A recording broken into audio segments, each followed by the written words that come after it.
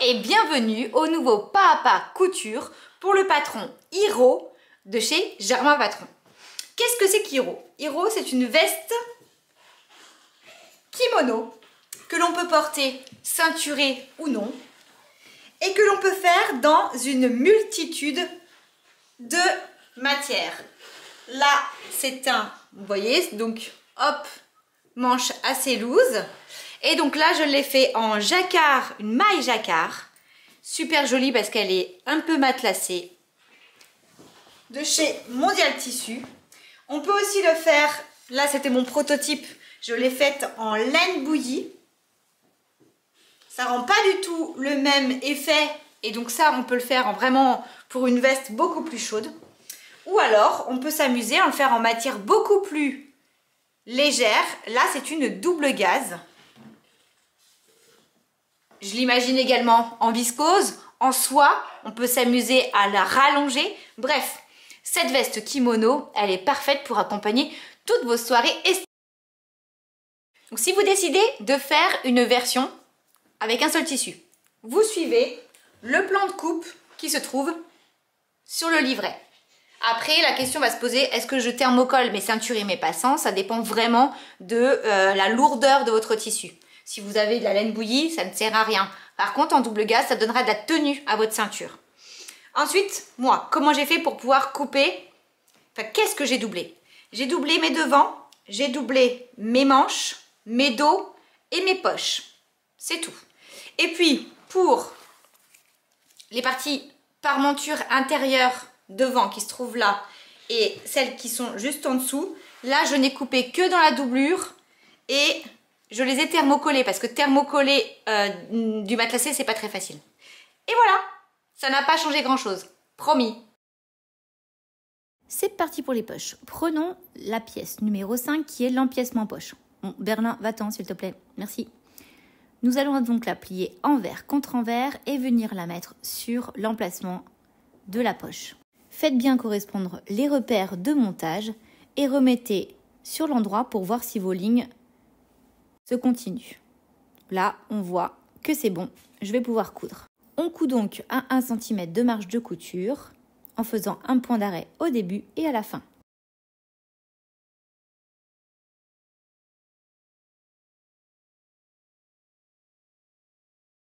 Et voilà, en remettant en place, on voit bien qu'elle est bien montée.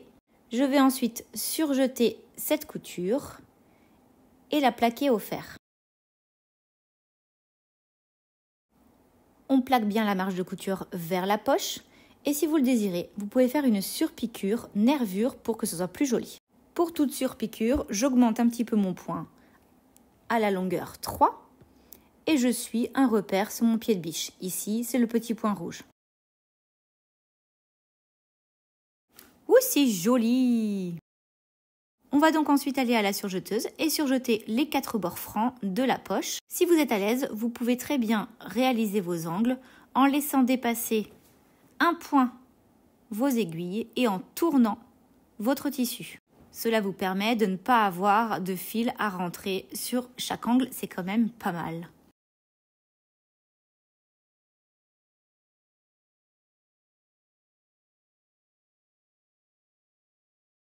Une fois que c'est fait, nous allons ensuite couper les petits bouts qui dépassent. Moi, je tire dessus. Comme ça, cela me crée un petit nœud. Et ensuite, nous allons faire des traits à 1 cm de nos bords francs, ainsi surjetés. Je le fais sur les 4 côtés et au fer à repasser, je vais venir rentrer cette marge à l'intérieur de ma poche. Nous sommes en train de réaliser une poche plaquée. Faites attention à vos angles. Essayez de créer des petits rentrées, des petits angles pour que ce soit bien propre. Faites attention quand vous repassez un tissu matelassé.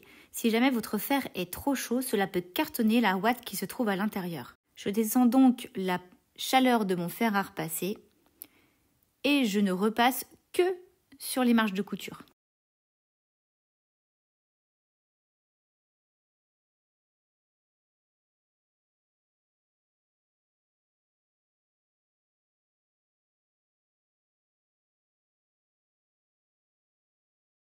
Vous voyez, pour faire mes petits angles, je rentre juste la pointe à l'intérieur pour ne pas qu'elle se voie.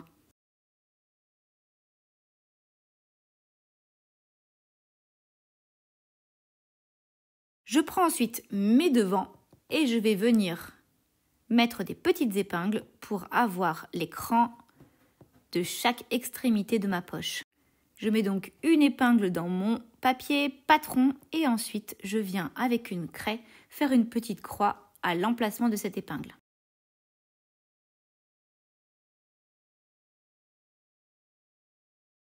Pour que cela soit plus facile de la placer, on peut clairement faire le contour de sa poche virtuelle avec une craie.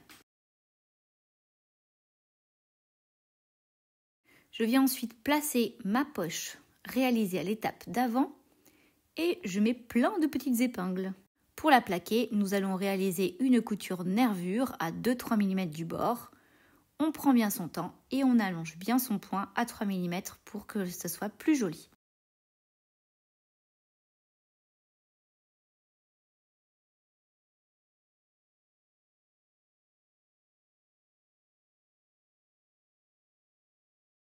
Berlin vérifie si jamais tout est bien en place. Il est OK, c'est parti pour la couture. C'est une étape importante puisque c'est quelque chose que l'on va voir. Donc prenez votre temps. Vous pouvez très bien bâtir à la main si jamais vous ne sentez pas de le faire directement à la machine à coudre. Et donc on y va pour des angles jolis. On plante bien son aiguille à chaque angle. Et on fait tout le tour en prenant bien son temps.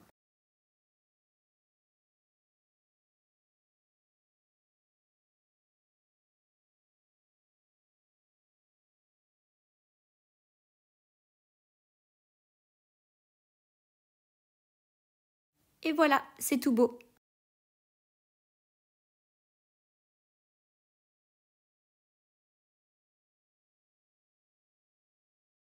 Passons maintenant aux deux dos, parce qu'en fait, il y a bien deux dos et donc une couture au niveau du milieu dos. Je vais d'abord commencer par surjeter mes deux milieux dos parce que pour poser le biais, je voulais quelque chose de bien propre avec 0 fil qui dépasse. Je prends ensuite la longueur de mes deux dos au niveau de mon biais et vous allez voir, cette technique pour poser le biais, je vais l'utiliser pour tous les biais de cette pièce. Il y a une petite lèvre et une grande lèvre au niveau du biais. On va donc plier en deux en laissant bien dépasser la grande lèvre de 1 mm par rapport à la petite lèvre. Je fais ça au fer à repasser en étirant un tout petit peu juste pour que le biais ne se rétracte pas une fois que c'est cousu. Et je veille bien à avoir toujours 1 mm de d'écart entre les deux lèvres. Ensuite, j'ouvre mon biais et sur l'endroit de mon tissu, je vais venir mettre la petite lèvre contre mon bord franc. Vous pouvez coudre dans la première rainure, mais pour être sûr que ce soit parfait, moi je couds à 1 mm à droite de ma pliure. Une fois que cela est fait, je vais replier mon biais. On peut passer un petit coup de fer à repasser, ce sera plus propre et plus joli. Et ensuite, je fais mon point qui va maintenir mon biais en place à 1 mm du bord du biais.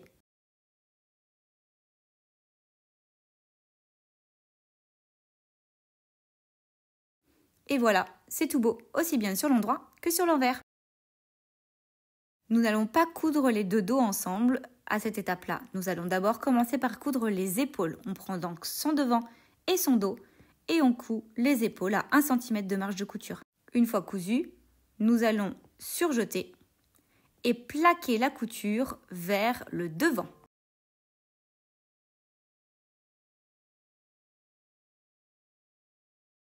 Place maintenant au point technique le plus compliqué de cette veste kimono. Prenez votre encolure extérieure, c'est celle qui est censée être thermocollée, mais moi j'ai un peu inversé les choses avec mon matelassé. La partie la plus bombée, c'est celle qui va être cousue. Je couds d'abord le petit côté en laissant bien 1 cm non cousu.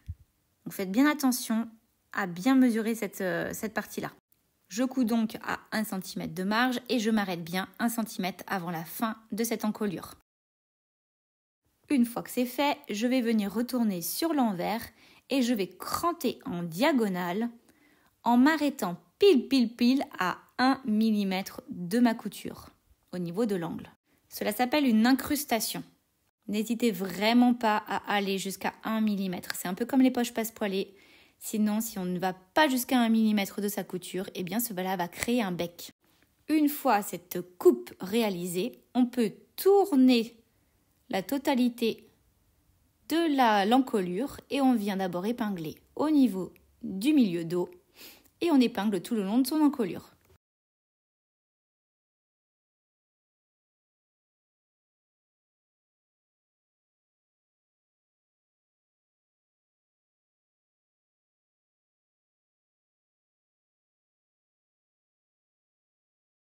Nous allons donc coudre de bout à bout en commençant par cet angle et en finissant en haut. Vous allez voir la première couture, il faut vraiment que votre angle soit bien droit. Donc on commence pile au niveau du premier trait que nous avons cousu au préalable. Faites attention à bien laisser le bas de votre kimono hiro plié pour ne pas le prendre dans votre couture. Une fois cousu, vérifiez que votre angle est bien joli. Si vous trouvez que ça n'est pas vraiment très droit, vous pouvez très bien recommencer une couture en regardant sur l'envers. On peut la reprendre en la faisant de bout en bout. Faites vraiment attention à ne pas manger d'autres tissus et à bien faire s'en aller. Voilà, c'est ce que je suis en train de faire là. Voilà, on fait bien en aller la totalité de son devant en fait pour ne pas que cela vienne se prendre à l'intérieur de sa couture. Et voilà, c'est tout joli.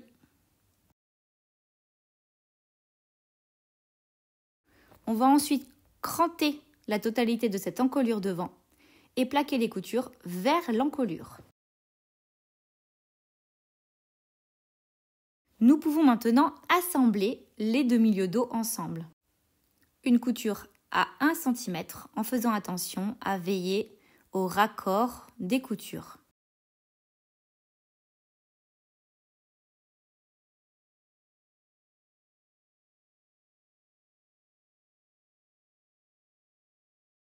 Je commence au niveau de mon encolure dos. Je fais attention au passage des épaisseurs et ensuite je continue jusqu'en bas.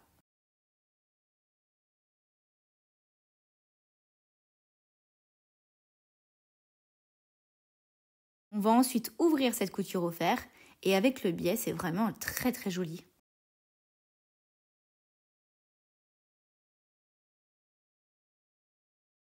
Passons maintenant à l'encolure intérieure. Alors moi je l'ai thermocollée puisque je n'ai pas thermocollé l'encolure extérieure. On va donc venir prendre les deux parties basses et les mettre sur le bas des encolures. Il s'agit des pièces 8 et 7.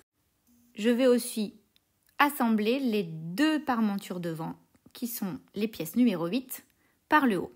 Une fois ces 3 coutures réalisées, nous allons plaquer les coutures vers la parmenture basse et ouvrir la couture au niveau du milieu dos.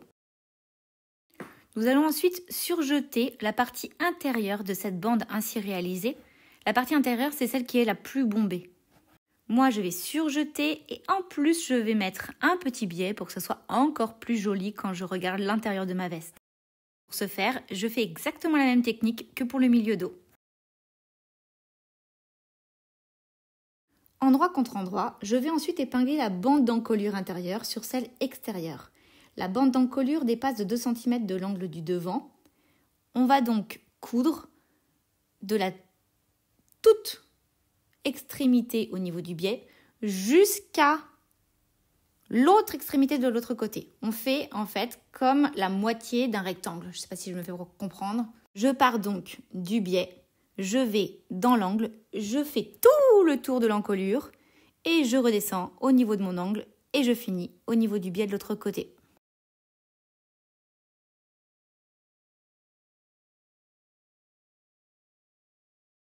Là, je vous montre qu'il faut vraiment aller jusqu'au bout de son biais parce qu'après, vous allez voir, c'est super joli quand on retourne. Ça fait un angle parfait.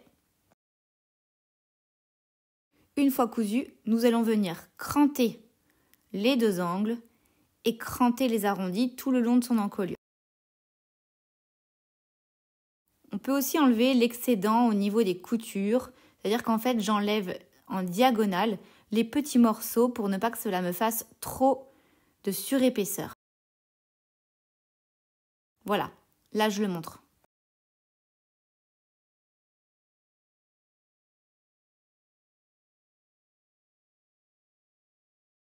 Je plaque ensuite cette marge de couture vers ma parmenture intérieure et au fer à repasser, je viens bien mettre ma couture pile au niveau de la pliure.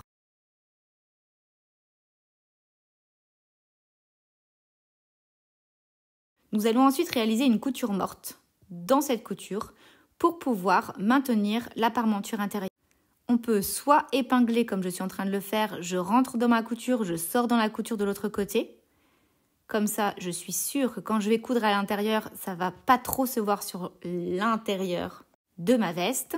Ou alors, si jamais on a plus de patience que moi, parce que là, j'en ai pas trop eu, eh bien, on peut tout bâtir à la main et ensuite faire la couture morte.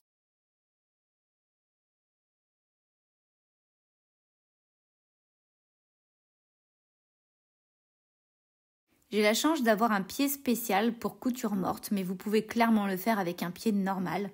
On va donc tranquillement rentrer à l'intérieur du sillon de sa couture et voilà ce que ça donne une fois que c'est terminé.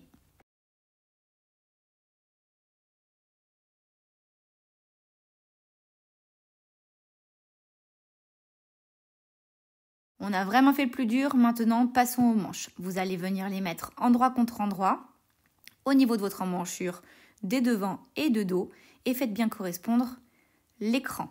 Une fois que c'est bien épinglé, alors ce sont des manches plates, ça veut dire qu'il n'y a pas d'embut, donc cela se met vraiment facilement. Une fois que la couture est réalisée, vous pouvez surjeter. Là, je n'ai pas mis de biais parce que franchement, les manches, elles ne se voient pas, elles sont assez basses et on ne voit absolument pas les manches de l'extérieur ni de l'intérieur de sa veste.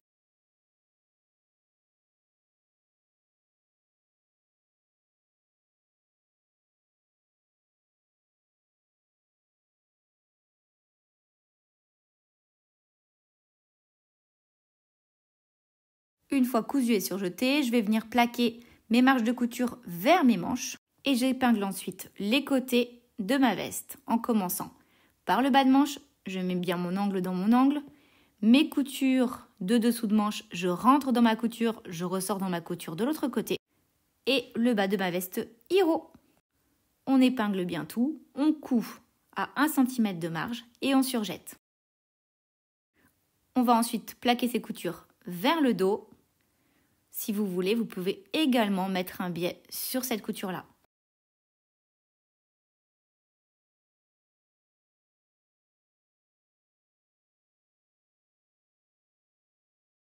Prenons maintenant les pièces numéro 4, les bas de manche. Nous les mettons endroit contre endroit sur les petits côtés et nous allons faire une couture à 1 cm.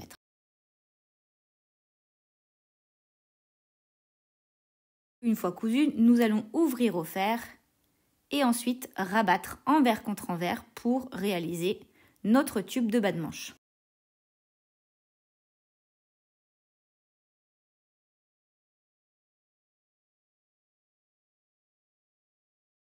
Je vais ensuite partager ces bas de manche en 4 parties égales, la fameuse méthode du milieu quart-quart.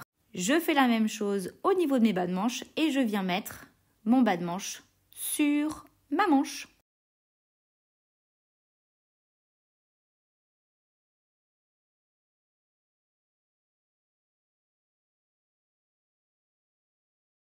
Je fais bien correspondre mes coutures pour une plus jolie finition. Et une fois que tout est bien épinglé, nous allons coudre à 1 cm de marge et surjeter. Je rabats ma marge de couture vers ma manche et j'ai décidé de faire une surpiqûre. Mais vous pouvez très bien mettre un biais aussi au niveau de cette partie-là. Voilà ce que ça donne avec une surpiqûre. Si vous désirez mettre un biais, il faut commencer le biais en faisant un petit rentré.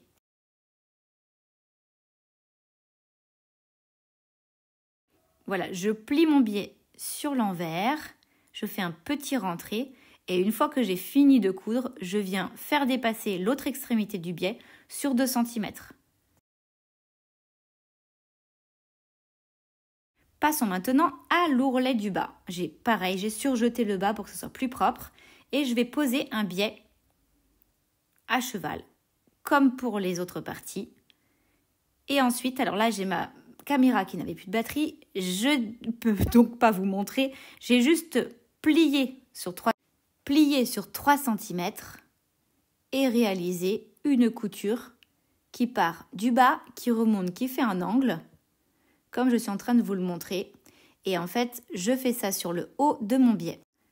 La ceinture, je vais prendre les 2 petites largeurs, je les mets endroit contre endroit, je couds à 1 cm et j'ouvre ma marge.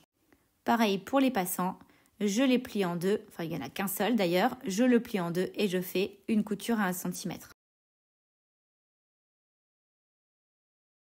J'ouvre la couture de ma ceinture au fer à repasser et je viens ensuite la plier endroit contre endroit. Je vais coudre tout le long et laisser un trou de 10 cm au milieu. Pour les passants, j'enlève un petit peu de marge, je les coupe en 2 et ensuite je les retourne. Alors là, vous allez voir qu'avec le matelassé, ça n'a pas été simple. J'ai fini par m'énerver et j'ai décidé de les recouper. C'est donc la méthode si jamais on a un tissu trop épais que l'on n'arrive pas à retourner. Voilà, c'était une vraie galère. J'ai donc décidé de recouper mes passants et de faire juste un double rentré et surpiquer. Voilà, c'est ça qu'on voit là. J'en avais tellement marre. Donc, au lieu de coudre et de retourner, eh bien, en fait, ce que j'ai fait, c'est que j'ai plié comme un biais et j'ai surpiqué nervure. Voilà. Pour pouvoir ensuite avoir quelque chose de joli. Une fois la ceinture retournée, on va la surpiquer tout autour. Et pour les passants, j'ai commencé par regarder sur mon patron à combien de centimètres le passant était. Là, sur la taille M, on est à 6 cm au niveau des dessous de bras. Et je viens plaquer mes 2 petits passants. J'avais fait un petit rentré de chaque côté au préalable. Et je vais réaliser une petite couture nervure en haut et en bas du passant pour pouvoir les maintenir en place.